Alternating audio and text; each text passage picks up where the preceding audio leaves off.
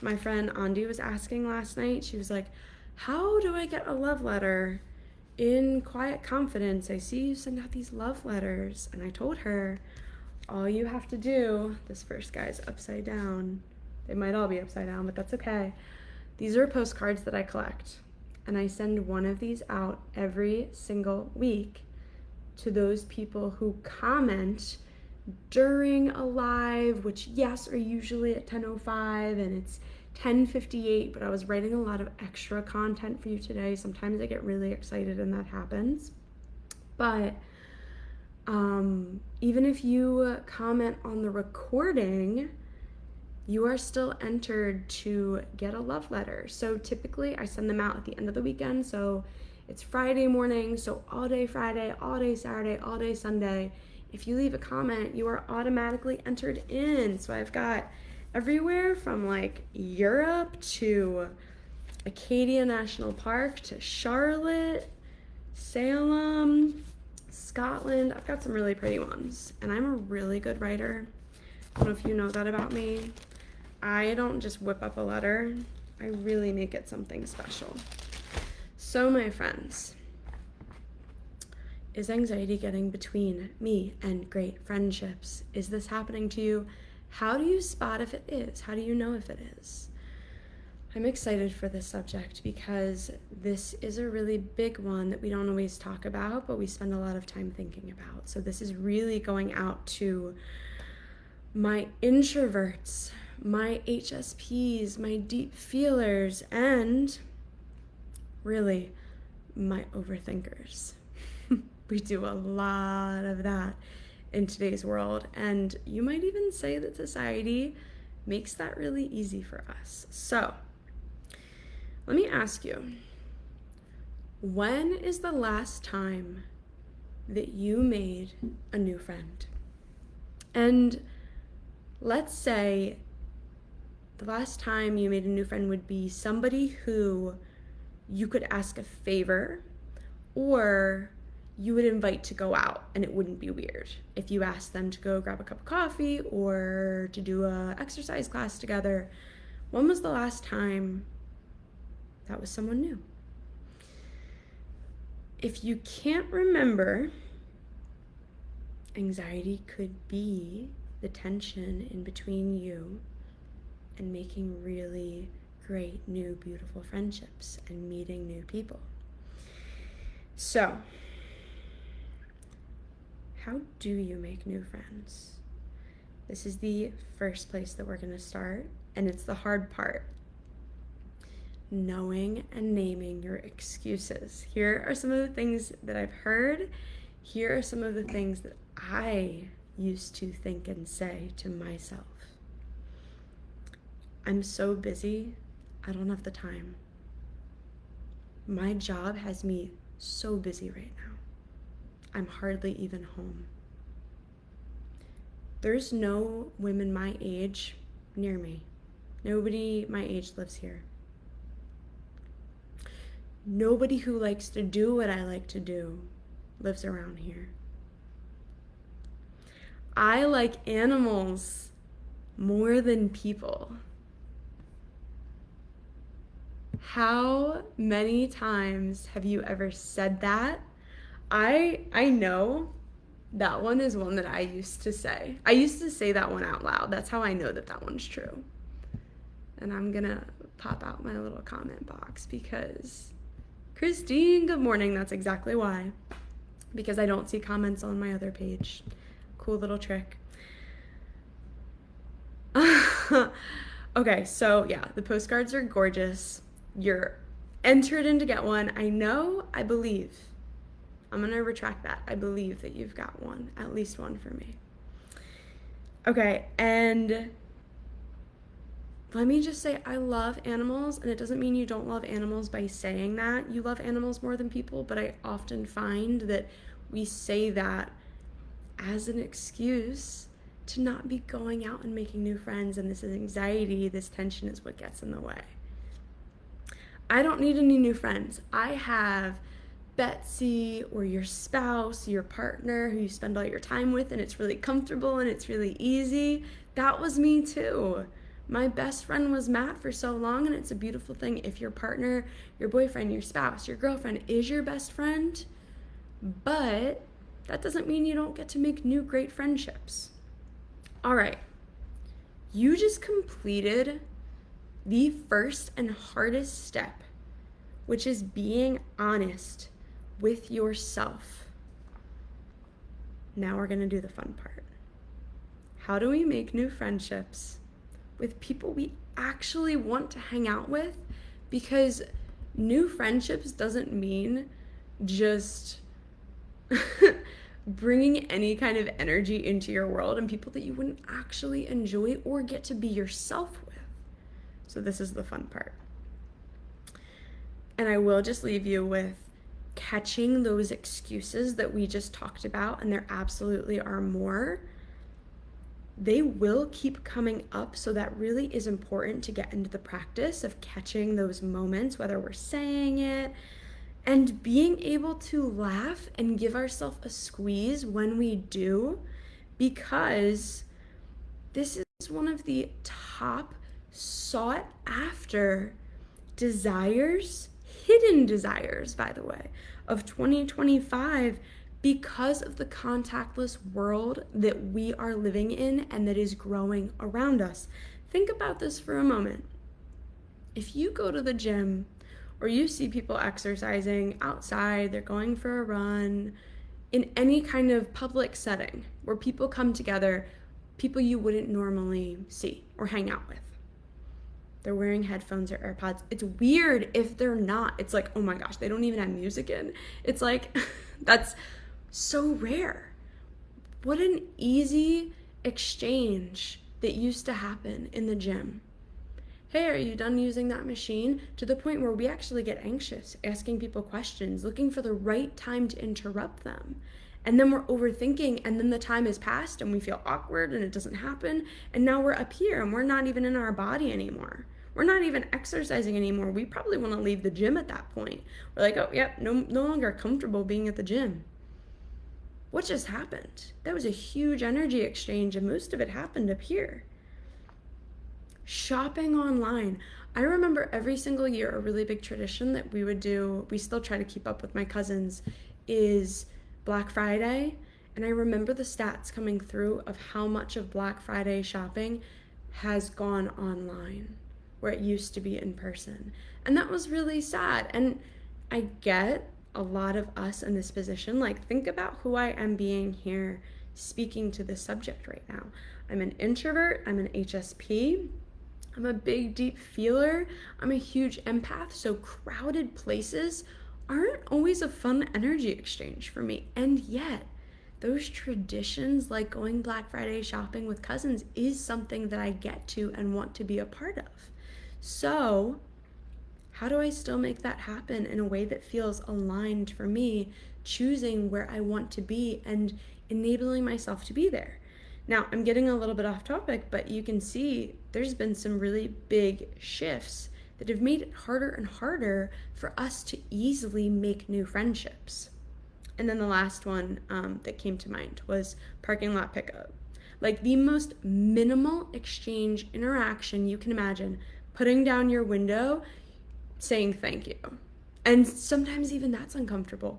I just have to share really quickly that I've had clients who I've supported who are so open and so vulnerable and so honest, and they've come to me having a panic attack just standing in line at a grocery store, or being in a drive-through line in their own car. And that's not something that happened when they were a little kid. Or they had experiences of anxiety as a little kid that were really different. And over time, it's gotten harder and harder and harder inside the society that we are a part of now. And where our phone is always 2 seconds from our hands, it is always within arm's reach. And so often, whether we're in a public space like the library or a bar or a restaurant, sitting across the table from somebody, whether we're in our own home or we're out, and their eyes are down here and their hands are occupied and they're blocking their body off from accepting any kind of new exchange.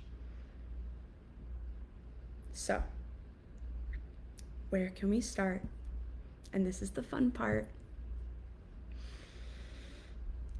Date yourself. Date yourself. New friends are new relationships. Your first friendship is with you.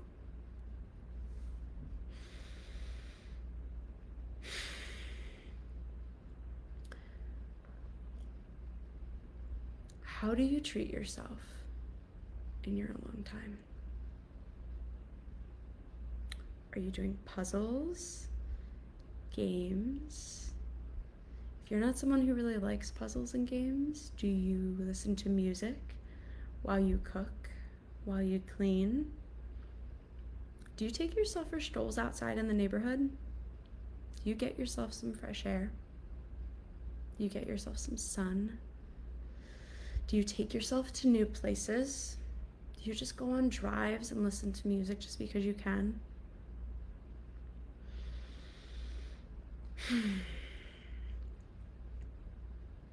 Are you being a good friend to you?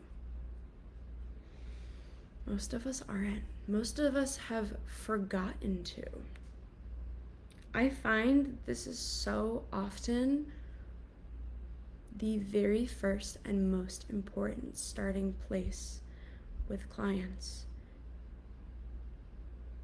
who have been open about how important it is and are seeking new, deep, loving friendships in their life. Something that we all need because we are so freaking human. Do you remember, I shared this not long ago. This was a stat that I loved and I saved and I have it written somewhere. And I asked you all, and only one person who ironically is a relationship coach, so it makes sense. Mary Fran, so sweet. She is an 81-year-old relationship coach who started her entrepreneurial business all on her own a couple years ago, and she's 81. It's never too late to start something you love or something that inspires you. Anyway, the number one biggest indicator of your health in the next decade, so I'm 31, so my biggest indicator of my health in my 40s is the work that I'm putting into my relationships right now in my 30s. The number one indicator of my health in the next decade is my relationships, is my friendships. That is why we're talking about this in this health anxiety supporting group. And I'm going to leave you and I'm going to close with this, because this is a question that comes up so often. Maybe not out loud, but we think it way too much. Almost, even if we're not trying to make new friends consciously, almost in every single energy human exchange that we have, social interaction that we have,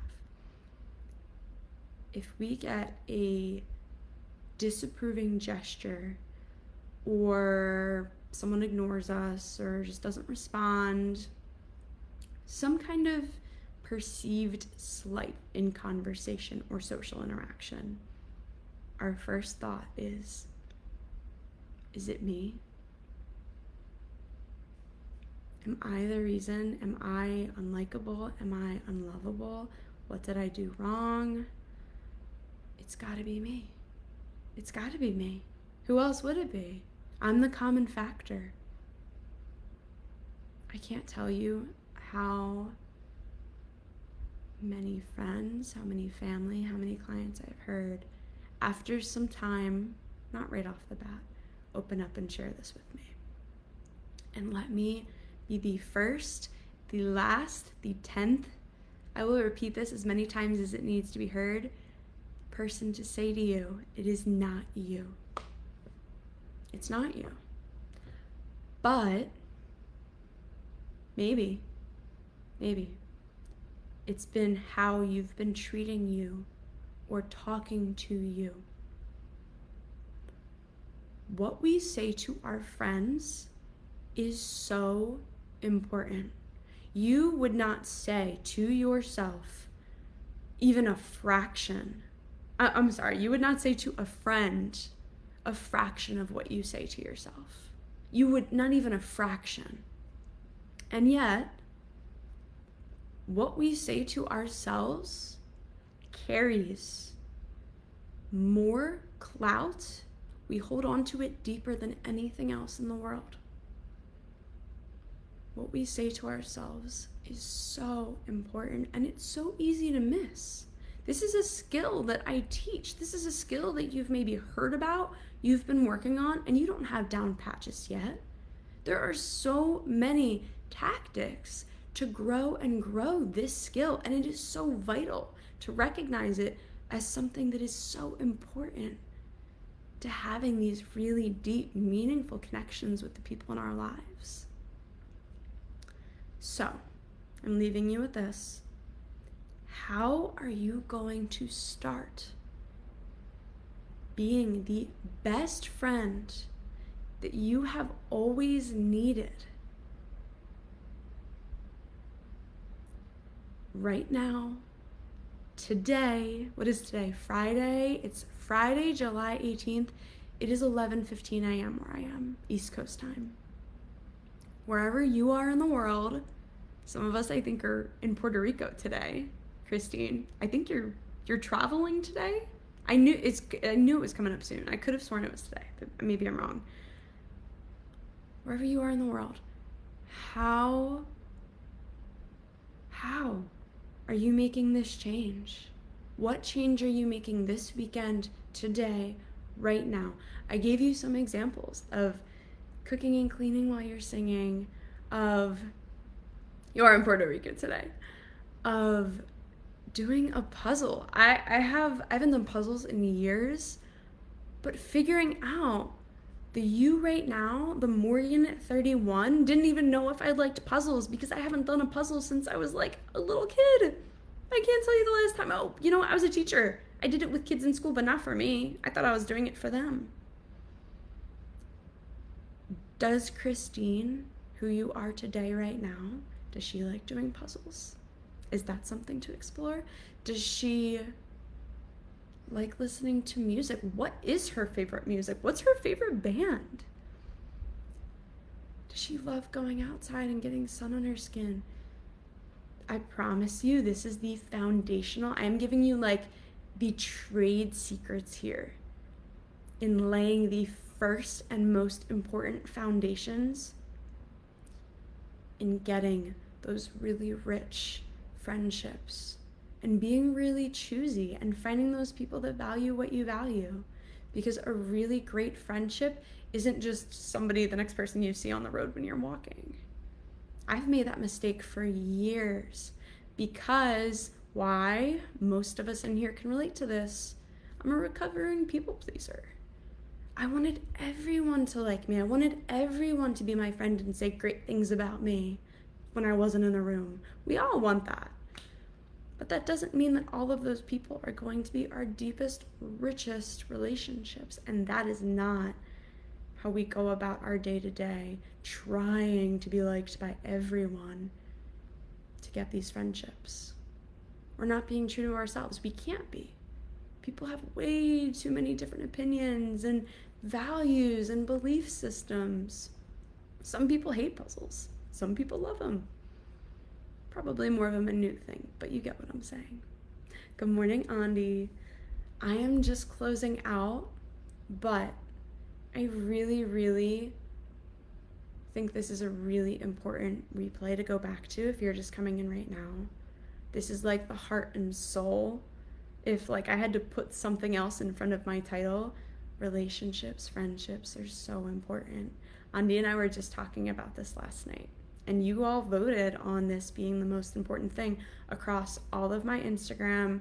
Facebook, we had a couple people. We had a 3-way tie actually on Facebook, to be fair. So this was more of an Instagram majority. But, oh, please, Andy, no worries. But you missed some rich stuff, my friend. So the recording is going to go in as soon as I wrap up here. Come back in here and let me know that one change that you are going to make today, this weekend, wherever you are in the world, to be your own best friend again. To start repairing that relationship. Get excited about relationship. Find out all the things that you love at this time in your life that you've forgotten. That you've forgotten how important that was and how that is the foundation to building these great relationships. All right, my friends, my newsletter, Slow Sunday Mornings, is resuming this weekend in 2 days. So if you have not gotten an email from me, if you've not ever gotten a newsletter from me before, go ahead and drop any colored heart emoji and I will send you the link to sign up. I know that my girls that are listening right now, you are both receiving my newsletters, so check your spam Sunday morning, check your all mail just in case it goes in there since we took a little hiatus.